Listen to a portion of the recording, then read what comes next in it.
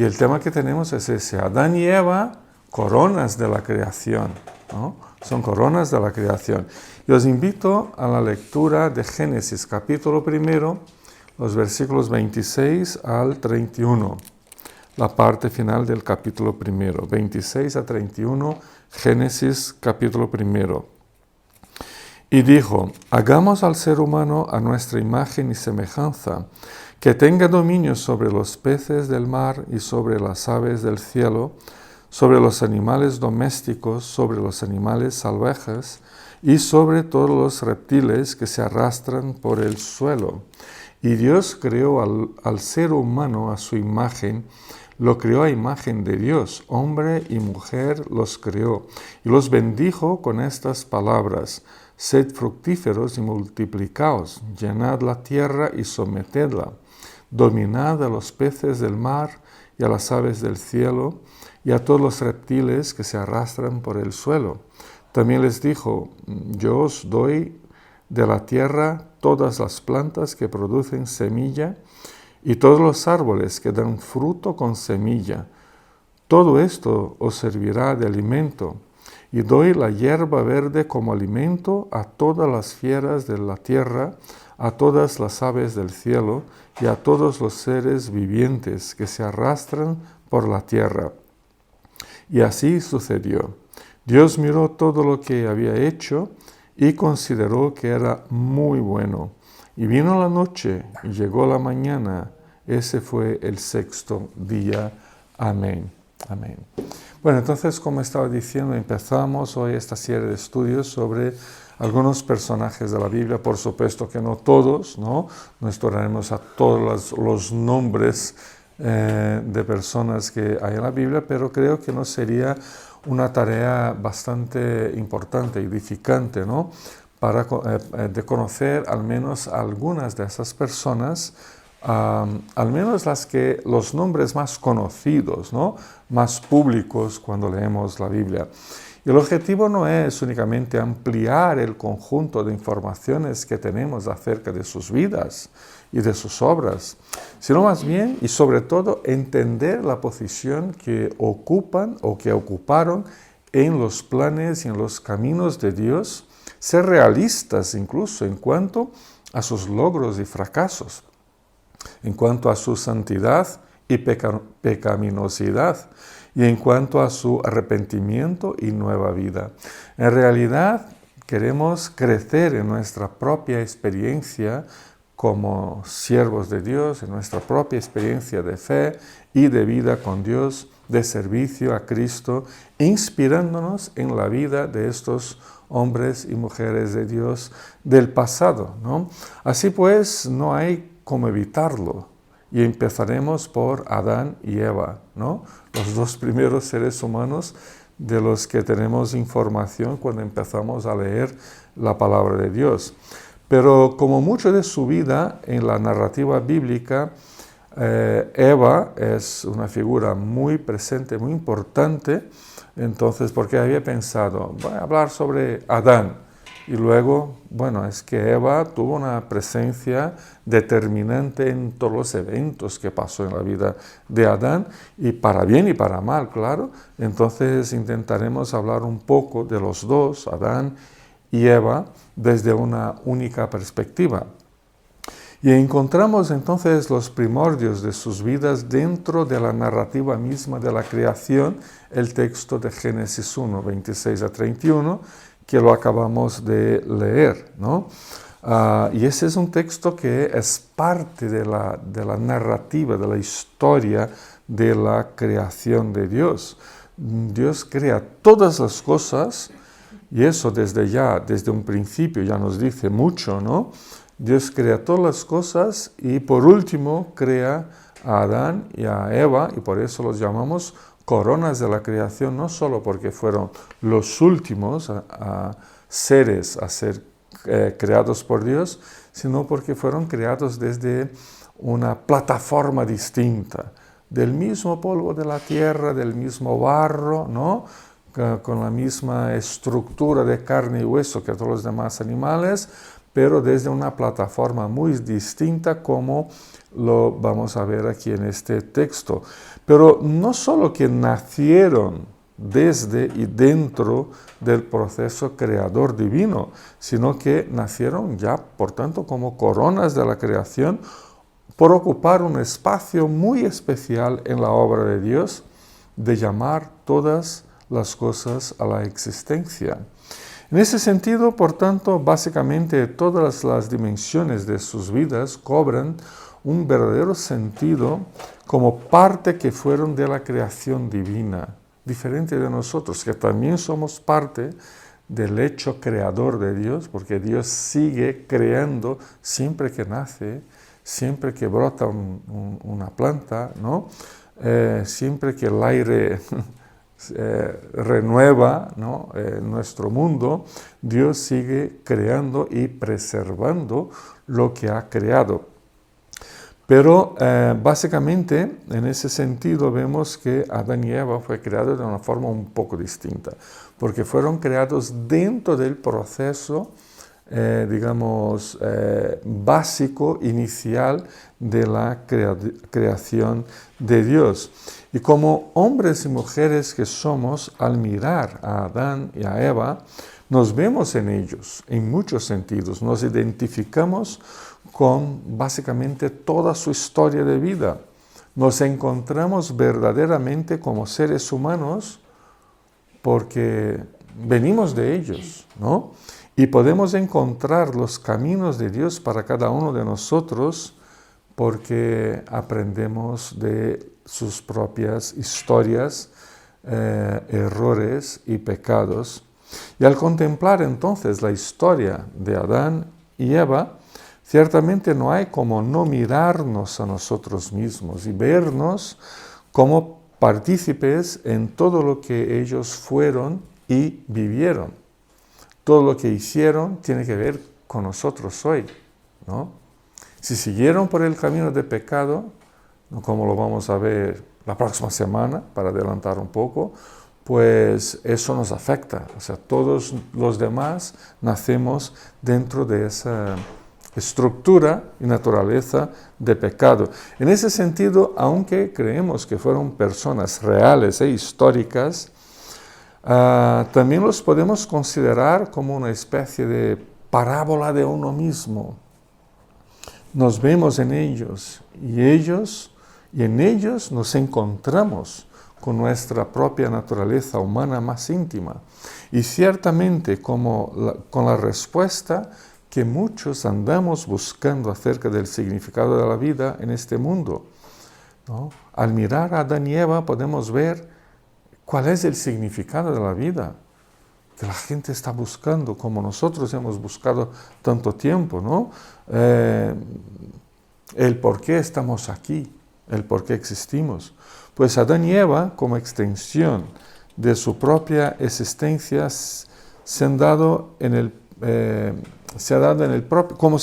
propio contexto de la creación divina, pues representan en sus propias vidas la existencia y la vida de todos los demás seres humanos, nosotros incluidos.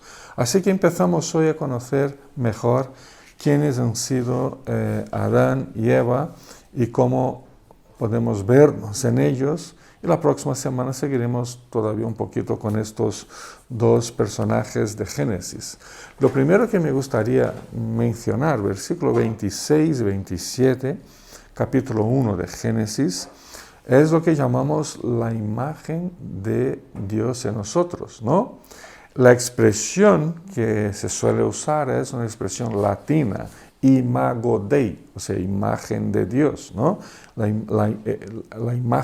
imago Dei, por tanto, esa expresión latina se usa para referirse a lo que en los versículos 26 y 27 se define como el hecho de que el ser humano, no solo Adán y Eva, pero Adán y Eva en primer lugar, han sido creados por Dios a su imagen y semejanza.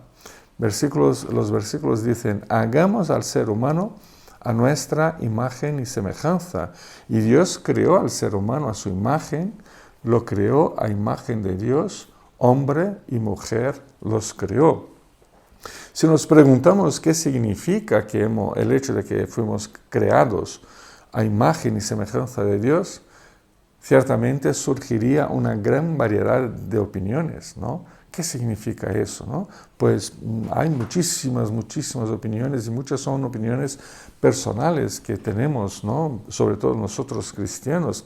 En la teología más clásica se puede definir o se suele definir este imago Dei como siendo la justicia, la rectitud y el pleno conocimiento de Dios que han sido implantados en el corazón de Adán y de Eva, del ser humano, ¿no? Una capacidad de mirar a Dios, de entender a Dios, de relacionarse con Dios, ¿no?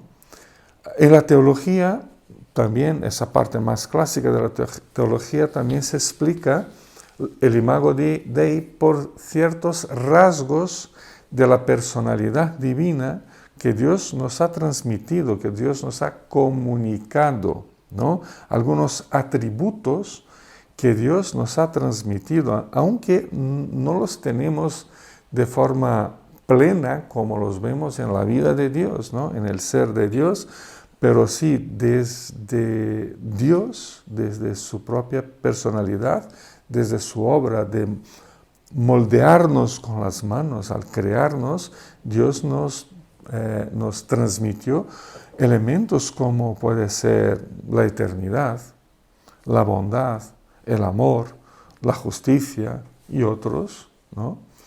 Pero claro, no somos tan eternos como Dios, porque tuvimos un principio, nuestra eternidad tuvo un principio, ¿no? No tendrá fin, pero la de Dios no tiene ni fin ni principio, ¿no?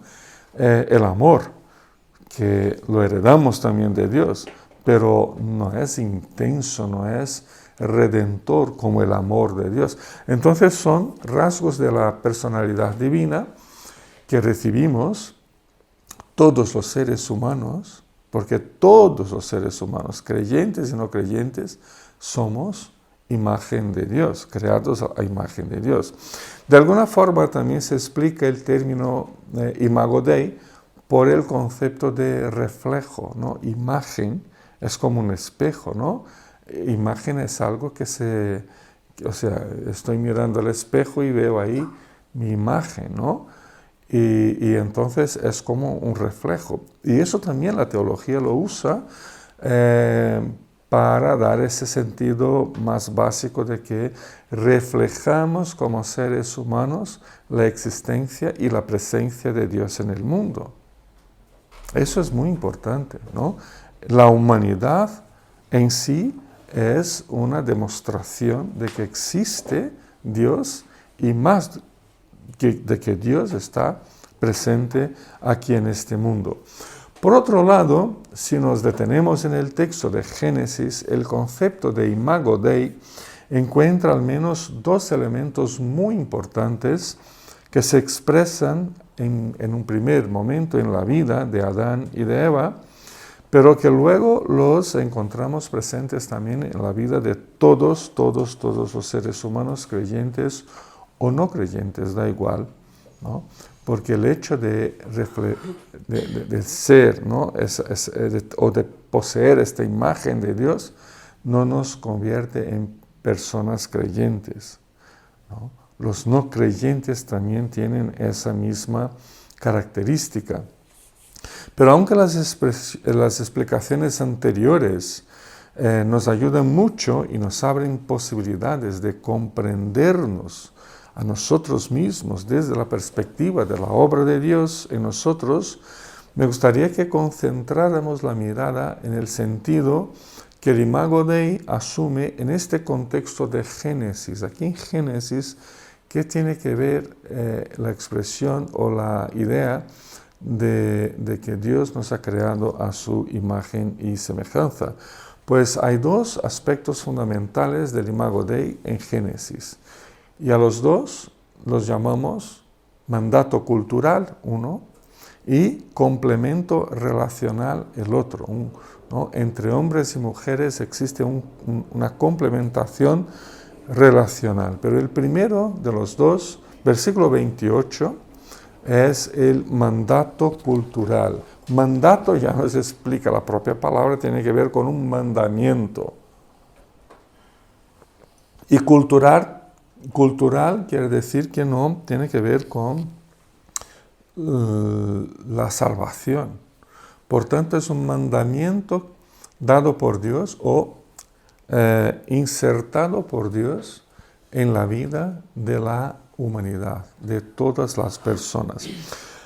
Mandato cultural, versículo 28. Adán y Eva, en representación de toda la humanidad, han recibido de Dios, que es el Rey y Creador soberano, la responsabilidad de gobernar, de dominar, de preservar y de cuidar de toda la creación. Y eso es lo que leemos. Vamos a leer aquí ahora el versículo 28 que dice: y los bendijo con estas palabras: sed fructíferos y multiplicaos, llenad la tierra y sometedla, dominad a los peces del mar y a las aves del cielo y a todos los reptiles que se arrastran por el suelo. Bueno, en ese sentido, podemos decir que el ser humano asume una posición de corregente, ¿no? Es como si fuera un pequeño rey que reina, más o menos, ¿no?, con Dios, el soberano rey del universo, ¿no? Es como si Dios llamara a la humanidad a su lado y le dijera a todos nosotros, ¿no?, he creado todo eso, es para vuestro mantenimiento, para vuestro disfrute, ¿no?, para que podáis progresar, ¿no?, incluso en ciencia, para que podáis ampliar la población, formar ciudades, establecer normas de convivencia. Todo eso tiene que ver con ese versículo 28, ¿no? Y ahora os doy la responsabilidad de cuidar todo eso, ¿no? Cuidar todo eso. Entonces, el ser humano es como si fuera un corregente con Dios, como su propio gobernador en la tierra. Más o menos la historia de Faraón y José, ¿no? Faraón siguió siendo el faraón, pero le dijo a José: mira, te vas a encargar de que no nos falte nada en los 7 años de hambruna que están por venir, ¿no? Entonces tú eres el administrador que va a tratar de ese tema. Y en ese sentido nosotros somos los administradores de Dios para tratar del tema de la preservación de lo que creó Dios. El hombre y la mujer existen para representar, por medio de su dominio sobre la naturaleza, sobre la creación, para representar la reivindicación de Dios, de su soberanía sobre la tierra. A medida en que la humanidad camina, crea pueblos, crea naciones, crea leyes, preserva, planta, ¿no?, cosecha, tiene ahí sus animales, ¿no?, produce alimentos, produce riquezas, se desarrolla intelectualmente, científicamente. Todo eso es una reivindicación de la soberanía de Dios sobre la tierra. Entonces, cuando simplemente por vivir como seres humanos, cuando vivimos como seres humanos, ya indicamos que hay un Dios soberano sobre todo esto. Cada relación con Dios en el mundo, entonces, se resume en el ser humano. Porque si Dios sigue actuando en el mundo, lo hace por medio de la corona de la creación, que somos nosotros, los seres humanos. En Él, en Dios, el mundo tiene su conexión más directa con el sentido de espiritualidad y con el propio Dios. Ninguna criatura está más cerca de Dios que el ser humano, ninguna, ¿no? Ante Dios, el ser humano es el centro y es el objetivo de la creación. Y ese hecho se conoce en las diferentes disciplinas del estudio de la Biblia por este nombre que dije antes, mandato cultural, o un mandamiento que es social o que es humano, que es innato, la vida de todos los seres humanos. O sea, es un rasgo que se encuentra en todas las personas de cualquier cultura, etnia, lugar del mundo, época de la historia. Es algo propio del ser humano porque es parte de la creación de Dios, ¿no? En otras palabras, vemos que en la propia narrativa de la creación, la intención básica, la intención original de Dios es que el ser humano estuviera en contacto y, manteniendo una relación personal con Él y que participara creativamente del cuidado y de la preservación de las obras creadas por el propio Dios, ¿no? Sin embargo, siempre hay un sin embargo, ¿no? En estas historias. Sin embargo, únicamente podemos asumir la posición de corregentes con Dios sobre todas las cosas por haber Dios creado a su imagen a Adán y Eva. Por eso le debemos a Dios esta creación y a Adán y Eva el hecho de que ellos y en ellos todos nosotros somos imago Dei. En otras palabras, el hecho de ser imagen de Dios significa que tenemos la responsabilidad de sujetar, dominar la tierra con todo su contenido, de forma a expresar la soberanía, la sabiduría, la justicia y el cuidado de Dios sobre nosotros y sobre todas las cosas. Esa responsabilidad y esa administración la podemos ver en la vida de Adán y Eva, ¿no? En tres áreas fundamentales. Por ejemplo, la vida familiar y social. Cuando, versículo 28, Dios dijo, ser fecundos, multiplicar, llenar la tierra, ¿no? O sea, llenar la tierra no significa simplemente hordas de bárbaros que van de un lado a otro, sino que ordenadamente vamos poblando, vamos creando pueblos, naciones, ¿no? Nos vamos formando como sociedad, ¿no? Entonces hay aquí un aspecto familiar y social muy importante. Luego, versículo 28-29, la dimensión ecológica y económica, ¿no? Ecológica y económica, o sea, el cuidar de las cosas, el encontrar en la propia naturaleza las cosas que nos mantienen, ¿no? La comida, la ropa, ¿no? El abrigo, todo eso es una dimensión muy ecológica y económica, de sujetar y encontrar mantenimiento en esa naturaleza. Y la tercera es una dimensión política, cuando dice, versículo 28, dominar, ¿no?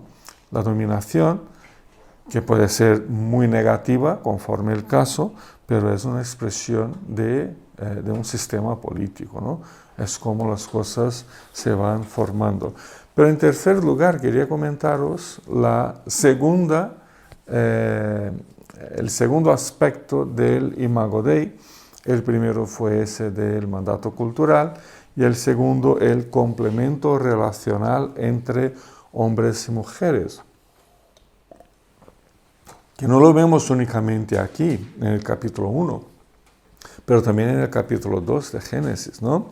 Entonces, cuando miramos a esta narrativa, capítulo 1 y capítulo 2, nos encontramos con ese aspecto que es muy importante y que expresa parte de lo que es Imago Dei, y a eso lo llamamos complemento relacional. Al decir en el versículo 26, hagamos al hombre, mi traducción pone hagamos al ser humano, ¿no? Hagamos al hombre o al ser humano a nuestra imagen y semejanza. No hay dudas de que Dios se refiere a la humanidad como un todo, ya que usa una palabra muy neutral, que es una palabra hebrea, que es Adamaj, que es de donde viene el nombre Adán, ¿no? Y tiene ese sentido genérico porque Adán o Adamaj en hebreo significa tierra, puede significar lodo, puede significar barro, incluso el color rojizo de la tierra también puede tener ese sentido, ¿no? Así que es un término genérico de toda la humanidad y no específicamente refiriéndose al género masculino. Eso me refiero a la primera vez que aparece la palabra hombre en el versículo 26, ¿no? Porque luego va a aparecer otra vez. Sin embargo, en ese mismo versículo, el texto lo complementa afirmando en plural que tengan ellos. Si hagamos al hombre, si eso es singular, ¿cómo puede seguir diciendo tengan ellos? ¿No? Aunque mi traducción lo puso en singular, que tenga él, ¿no? Pero es una traducción que está un poquito equivocada porque en el original lo tenemos en plural. Ese plural nos lleva a ver que ese hombre, humanidad, no es simplemente un conglomerado de personas, sino básicamente refiriéndose a la humanidad como un conjunto compuesto por hombres y mujeres. No es un montón de gente, no, es una humanidad que se compone por hombres y mujeres específicamente, y únicamente por ser una humanidad compuesta por hombres y mujeres, es que podemos asumir esa posición de corregentes de mandato cultural, de dominar, de ser fructífero, de multiplicar, de llenar la tierra, de dominar sobre todas las cosas, ¿no? De tener mantenimiento y todo eso. Todo eso tiene que ver con esa unión entre hombres y mujeres, con esa relación que es complementaria, ¿no? Y creo que esa idea nos queda todavía más clara cuando nos vamos al versículo 27. El versículo 27 encontramos un significativo juego de palabras. Es muy interesante lo que dice, porque dice, y Dios creó Adamaj, otra vez a la humanidad, al ser humano, al hombre. Dios creó al ser humano a su imagen. Lo creó a imagen de Dios. Hombre y mujer los creó. También lo podemos leer de otra manera, ¿no? Lo podemos leer, Dios creó Adamaj, hombre, humanidad, a su imagen. Zakar, hombre o macho. Y Nekebaj, mujer, hembra, los creó. Entonces aquí hay un juego de palabras. La palabra como título, hombre, Dios creó al hombre, humanidad, ¿no? Luego dice, pues, creó ya no es Adamar, ya es Zakar, que es hombre en hebreo, y Nekebaj, que es mujer en hebreo, que son palabras diferentes de la palabra anterior, ¿no?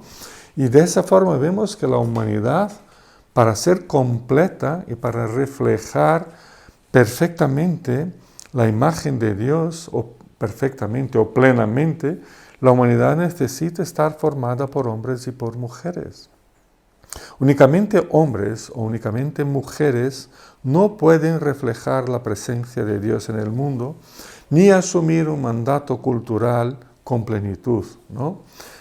Y observamos incluso que el plural en referencia a ese hecho ocurre una vez más en el versículo 28 cuando dijo, y los bendijo,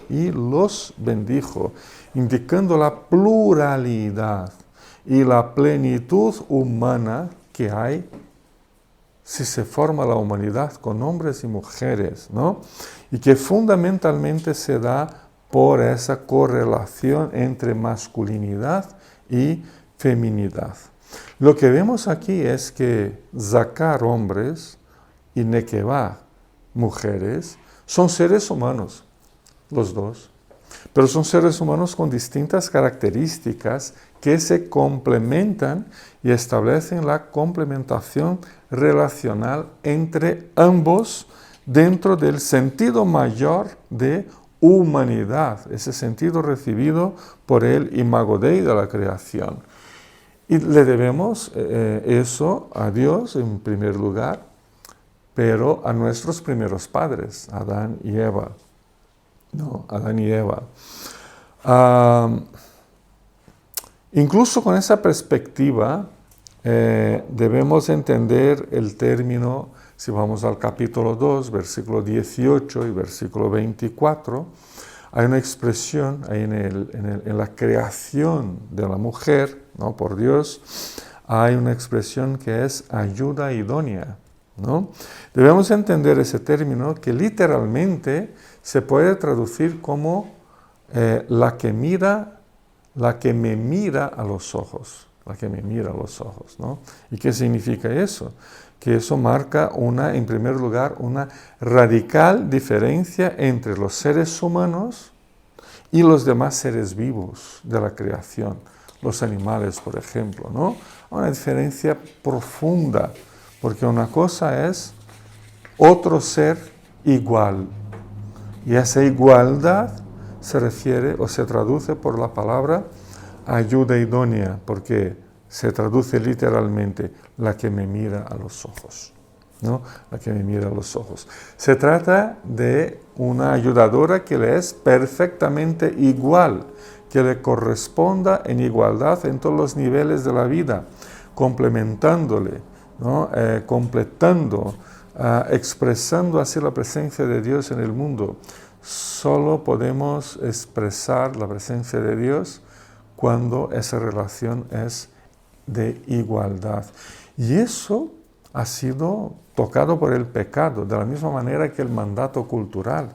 Lo vamos a ver la próxima semana. Pero el Imago Dei no ha sido destruido, ha sido maculado, ha sido manchado por el pecado, pero no destruido. El hombre pecador sin Dios sigue siendo imagen de Dios. Por tanto, sigue manteniendo el mandato cultural, pero ahora ya no preserva, no cuida, ahora destruye, ahora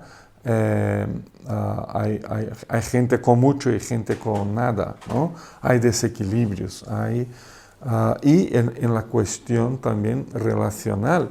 Hoy ya, entre hombres y mujeres, es interesante ver que la desigualdad es tremenda, no solo en el trabajo, en la vida laboral, pero en la familia y muchas veces también en la iglesia, ¿no? Por supuesto, todo eso lo que vemos en la narrativa de la creación de Adán y Eva y en sus primeras experiencias como representantes de todo el género humano ante Dios, un género humano al que pertenecemos nosotros, ¿no? Pues todo eso tiene un profundo impacto en nuestras vidas y podemos encontrar una gran variedad de implicaciones para nosotros. ¿Qué implicaciones podrían ser? Os dejo para que busquen implicaciones, pero me gustaría sugerir al menos 4. La primera, reconocer el hecho de que como Adán y Eva somos también criaturas de Dios, eso nos da un sentido fundamental de espiritualidad a todos los seres humanos. Todos los seres humanos fuimos creados con ese aliento divino, ¿no? Con ese Imago Dei. Podemos estar metidos boca abajo en lo más profundo de los pozos del ateísmo, eso sí podemos. Pero no se puede negar la vinculación humana a Dios, ¿no? Los estudios, por ejemplo, de antropología cultural encuentran incluso en todas las sociedades, de las más primitivas a las más secularizadas y ateístas, la presencia de una ansia por Dios, ¿no? Un deseo por Él, por algo superior, algo místico, algo más allá de nosotros mismos, ¿no? Entonces, eso nos abre la puerta para compartir con todos las buenas nuevas de Cristo. ¿Por qué? Porque el ser humano es esencialmente un ser espiritual. por más que yo lo negue y asuma una filosofía de negar a Dios, de ser ateo, lo que sea, ¿no? Aún así eso no quita de mi ser el deseo de algo más, ¿no? La búsqueda, la ansiedad por lo místico, por lo superior, porque somos seres espirituales. Eso nos da posibilidad de hablar con toda la gente, ¿no? Segunda sugerencia, reconocer que somos Imago Dei y que reflejamos la presencia de Dios en el mundo, nos ayuda a posicionarnos frente a todo lo que pasa en el mundo. Esto se convierte en un referente divino humano que llevamos dentro y que nos da una dignidad intrínseca como seres humanos. Razón por la que ninguna persona, sea quien fuere, puede ser explotada o maltratada. Más bien, todos deben ser servidos, protegidos y cuidados. Eso es parte incluso de documentos de teología a lo largo de la historia, ¿no? Todos merecen ser tratados con dignidad humana, porque todos, hombres y mujeres, somos Imago Dei. Del mandato cultural nos viene la responsabilidad administrativa, mayordómica sobre todas las cosas. Usamos todo lo que ha creado Dios para nuestra supervivencia, para nuestro mantenimiento. Crecemos en nuestros conocimientos científicos, tecnológicos, ¿no? Pero todo como forma de expresar la grandeza, la soberanía, la sabiduría de Dios.